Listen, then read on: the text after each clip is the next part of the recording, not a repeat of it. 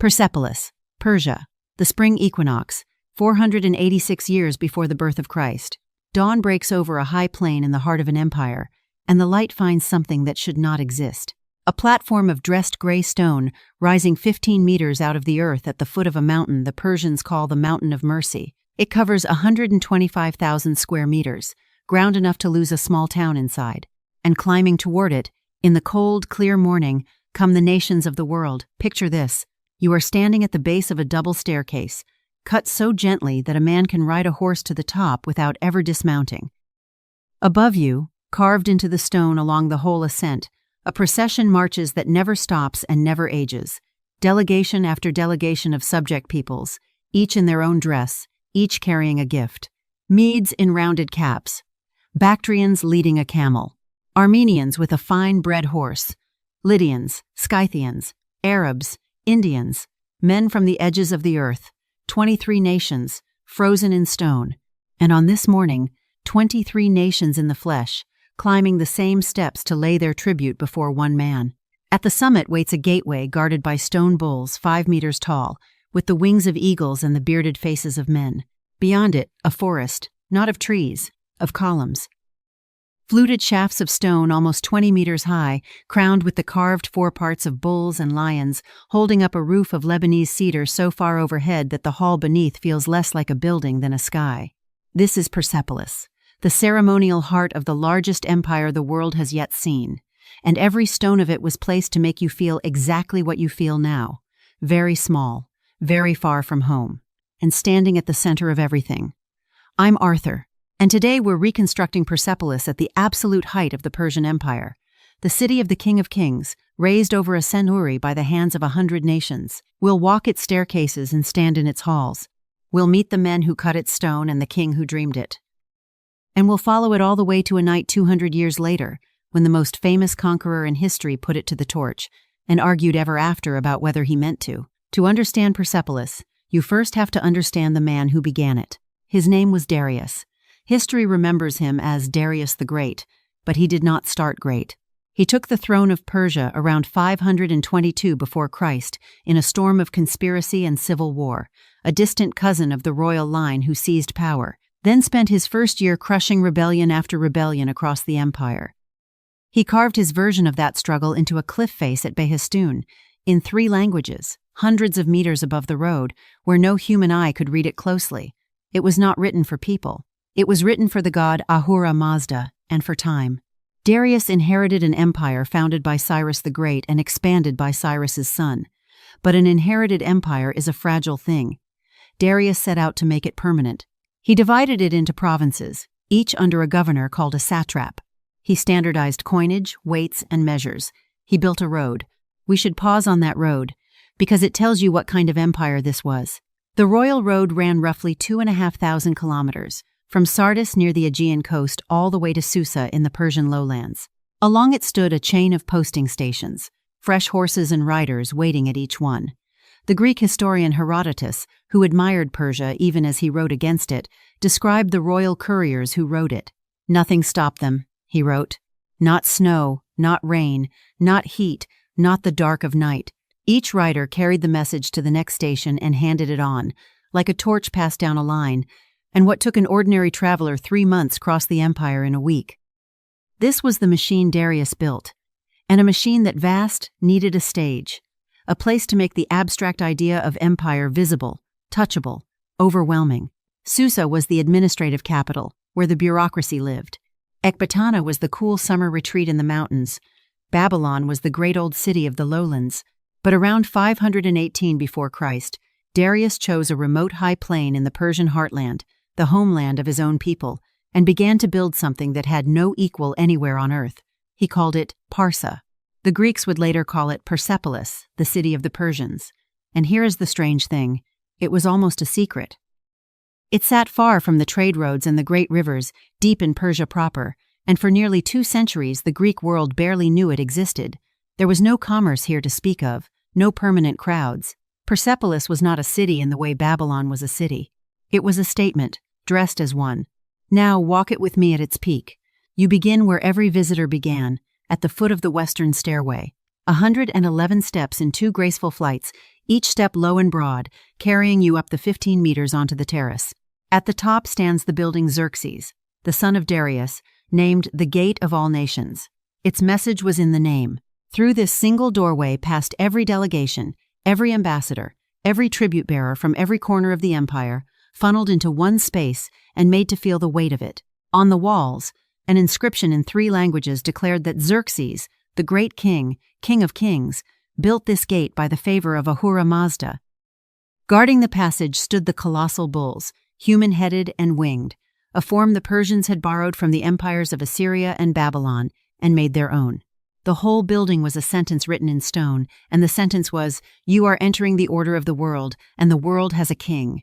Hold that thought, because it cuts to the heart of what this place was for. But beyond the gate, you reach the largest and most beautiful building on the terrace, the Apadana, the great audience hall. Picture this. You step into a square hall so vast that 36 columns stand inside it in perfect ranks, 6 by 6, with more columns lining the porticos outside, 72 in all. Each one rises almost 20 meters, taller than a 6-story building, slender as a reed for all its bulk, fluted top to bottom and capped with the carved twin foreparts of bulls kneeling back to back, the timber roof beams cradled in the saddle between them. The hall could hold close to 10,000 people. Sunlight slants through the gaps and falls on painted reliefs, on gold ornament, on the bright dyed wool of 1,000 robes. The air smells of cedar and incense and crowded humanity. And on the staircases that climb to this hall, carved in stone for all time, is the scene the whole empire was built to perform, the procession of the nations. For generations, scholars looked at those reliefs and saw a single ceremony. They believed the delegations climbed these very steps at the new year, at the spring equinox, the festival the Persians would come to call Nowruz, each people bringing the king the most precious thing their land produced. The Lydians brought vessels of gold and a pair of fine horses, the Armenians, a horse and a great covered cup, the Bactrians, a camel, the Indians, gold dust carried in baskets and donkeys, the Nubians from the far south, ivory tusks, and a fierce-eyed wild animal. 23 peoples, give or take, depending on how you count the figures, each led gently by the hand by a Persian or Median usher, as if to say, "We are not enemies here. We are family, ordered by rank." Now, honesty matters in a story like this, and the truth is that scholars no longer fully agree on what these reliefs show. Some still read them as a record of a real annual ceremony. Others argue they are something subtler, an idealized image of empire that never happened on any single day, a timeless picture of the whole world bringing its gifts and finding its place. We may never know for certain, but whichever it is, the intent is the same, and it is breathtaking in its ambition. The Apadana reliefs are not a boast about conquest. There are no captives here, no severed heads, no piles of the slain, the way other ancient empires love to show them. There is only abundance, order, and willing gift. This was propaganda, yes, but it was propaganda for a strikingly modern idea, that an empire could be a family of nations, universal in its reach, each people keeping its own dress and its own gods, all turned toward a single throne, universal in ambition, absolute in power. That was the paradox of Persia, carved into every step. At the heart of it all sat the king. On the great reliefs he is shown enthroned, a staff in one hand, a lotus flower in the other, the crown prince standing behind him, a canopy overhead, courtiers and guards arranged in still and silent rows. Behind the Apadana stood the Takara, the private palace of Darius, its doorframes polished to a black mirror shine. There was the Hadish, the palace of Xerxes. And there was the throne hall the Greeks would call the Hall of 100 Columns, where a full 10 rows of 10 columns once held up the roof, 100 pillars marking out a space for the king to receive his nobles and his army. Let me tell you who actually built all this. Because here, the stones have a confession to make that overturns an old lie. The Greeks told the world that Persia was a kingdom of slaves, a despot ruling over a faceless, servile mass. For centuries we believed them, because their version is the one that survived. And then, in the 1930s, archaeologists from the Oriental Institute in Chicago, digging into the fortifications of Persepolis, found something extraordinary. Tens of thousands of clay tablets, the administrative records of the building works, written in the Elamite script and language, pay records. The men and women who built Persepolis were not slaves. They were paid. They received rations of silver, of grain, of wine and beer, measured out by skill and by task. There were Persians and Medes and Babylonians and Greeks among them, master stonecutters and timbermen and goldsmiths and common laborers, all on the rolls. There were women on the payroll, working alongside the men, and there were extra rations issued to new mothers, more for a woman who had borne a son, a generous amount even for one who had borne a daughter. A maternity benefit, carved in clay, 25 centuries ago, that is the real Persepolis.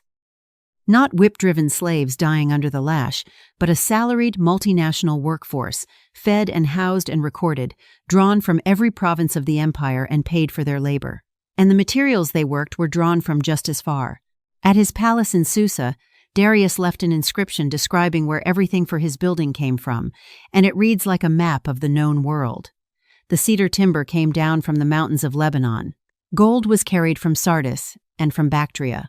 Precious blue lapis lazuli and red carnelian came from Sogdiana in Central Asia, turquoise from Chorasmia, silver and ebony from Egypt, ivory from Nubia and from the Indus. The stonecutters who shaped it were Ionian Greeks and Lydians. The goldsmiths were Medes and Egyptians. The men who fired the brick were Babylonians. An entire civilized world summoned to one place to raise one terrace for one king. Stand on that terrace at the height of its glory and look around you. A platform the size of more than 20 football fields, halls that swallow 10,000 people, columns taller than anything most of these visitors will ever see again. The gold and the cedar and the dyed wool and the incense, the orderly nations climbing the stairs. This is what absolute power looked like when it decided to look beautiful instead of cruel. Before we follow this story to its end, let me say a quick thank you. To everyone who supports this channel, who joins as a member, who leaves a comment that sends me down a new rabbit hole at 2 in the morning, thank you. You are the reason these reconstructions get made. If you want to help rebuild more of the vanished world, consider subscribing and joining us. And now, let's get back to the story. Because every height casts a shadow, and the shadow of Persepolis was already lengthening. The trouble began, as it so often does, with a war that the empire could afford to lose, and chose to fight anyway. Across the sea to the west lay a scatter of small, quarrelsome Greek city-states. To the King of Kings, they were a minor irritation on the far frontier.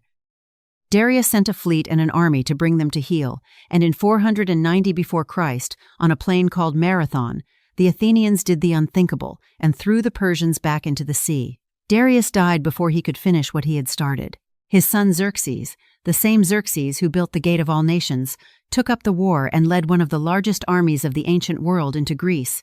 For a moment, it went well. The Persians broke the last stand at Thermopylae. They marched into Athens itself, climbed the sacred rock of the Acropolis, and burned its temples to the ground. Remember that fire. It will matter later. It will matter very much. And then it all came apart. At Salamis, the Persian fleet was lured into narrow waters and shattered. At Plataea, the army was broken. Xerxes went home. The empire was still enormous, still rich beyond imagining, still the greatest power on earth. But the spell of invincibility was gone, and in the Greek imagination, a poison had been planted, the memory of their burned temples and the dream of revenge. The empire endured for another century and a half. Kings came and went. Persepolis was still adorned, still added to, still the place where the nations came to bow. But the rot of a long, comfortable supremacy had set in. Court intrigue, murdered kings, satraps who rebelled.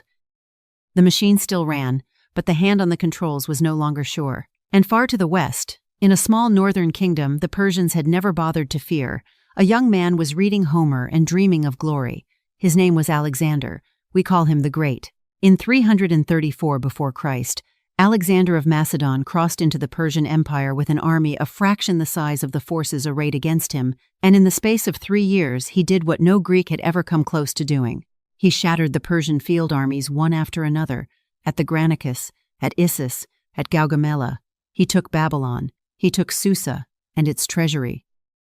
And in the winter of 330 before Christ, he marched into the Persian heartland and climbed the terrace at Persepolis. What happened next is one of the most famous and most disputed nights in all of ancient history. The treasure first. Alexander's men found, in the treasury of Persepolis, a hoard so vast it strains belief. The historian Diodorus tells us it amounted to 120,000 talents of gold and silver. To carry it away, Plutarch writes, Alexander needed 10,000 teams of mules and 5,000 camels. The accumulated tribute of 100 subject nations, gathered over 2 centuries on this very terrace, loaded onto pack animals and led away down the mountain. And then the fire. On this point, the ancient sources split, and they have never been reconciled. Several of them, Diodorus and Plutarch and Curtius among them, tell a story of a drunken banquet. The wine flowing, the music loud, and an Athenian woman named Thais, a companion of one of Alexander's generals, rising to speak. She reminds the Macedonians and the Greeks of their burned temples on the Acropolis, of the sacrilege Xerxes committed here, of the men who carved these halls, and she says, "Let us answer fire with fire. Let a woman's hand do what whole armies could not." Alexander, half mad with wine and the cheering of the room, seizes a torch and leads the way. The courtiers follow with torches of their own, and the palace of the King of Kings goes up in flame. But another source, Arrian, generally the most careful of them, tells it differently. In his account, there is no drunken woman, no impulse. Alexander burns Persepolis as a cold political decision, deliberate revenge for the invasion of Greece, a message to the world that the old order is finished, and Arrian adds a detail that haunts the story. He says that even Alexander came to regret it afterward. We cannot say with certainty which version is true. We can say what the ground tells us. Archaeologists who excavated the terrace found the proof of catastrophe everywhere. Thick layers of ash and burned debris. The great cedar roofs had come down in flame, and the falling timber and collapsing brick had buried the floors. Some rooms held objects abandoned in haste. The fire was real, and it was total, and it consumed the heart of the complex, the palaces of Darius and Xerxes, and the great hall of the 100 columns. The cedar of Lebanon that men had hauled across half the world burned in a single night, and the columns it had held cracked and toppled in the heat. The city of all nations died as a spectacle, the way it had lived as one. What came after was a long, quiet forgetting. The empire was gone, divided among Alexander's generals after his own early death. The terrace was abandoned to the wind and the slow drift of soil. The Persians who lived nearby, in later centuries, looked at the ruined columns and the carved kings, and no longer knew who had built them. They invented a story. They said this was the throne of Jamshid, a legendary king from the dawn of their myths, and they called the place Takhte Jamshid, the throne of Jamshid, the name many Iranians still use today.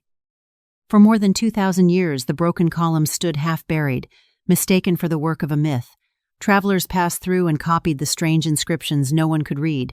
It was not until the 1800s that scholars finally cracked the cuneiform script, and the stones began, slowly, to speak their own names again. And it was in the 1930s that the archaeologists of the Oriental Institute, Ernst Herzfeld first and then Erich Schmidt, cleared the terrace properly, raised the fallen reliefs, and read the pay tablets that told us who the builders really were. Go there today and you will find it near the city of Shiraz, in southern Iran. A protected site, a place the world has agreed to keep.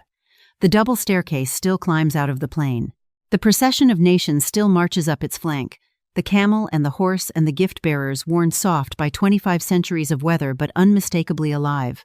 The gate of all nations still stands, its winged bulls battered, its inscription still legible to anyone who learns the script. A scattering of the great Apadana columns still reach toward the sky, holding up nothing now but the light.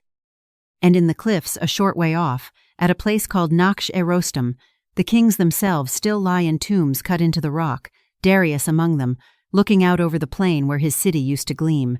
Stand on that terrace at dawn now, and the light does the same thing it did 25 centuries ago. It finds the stone. It rakes across the carved faces of the nations, still climbing, still bearing their gifts to a throne that is no longer there. The cedar is ash, the gold is scattered, the 10,000 robes are dust, but the idea outlasted the fire. The idea that the world could be gathered into one order, that 100 peoples could keep their own faces and still belong to one whole, that power might choose to look like welcome instead of the lash. Fire consumes cedar and gold and the painted halls of kings. It does not consume an idea. Persepolis, Persia. The spring equinox, 25 centuries gone. The nations are still climbing the stairs. There are many more lost civilizations waiting in the dark, more cities to raise out of the ash and walk through one more time before the night comes for them. So tell me, in the comments below, which one should I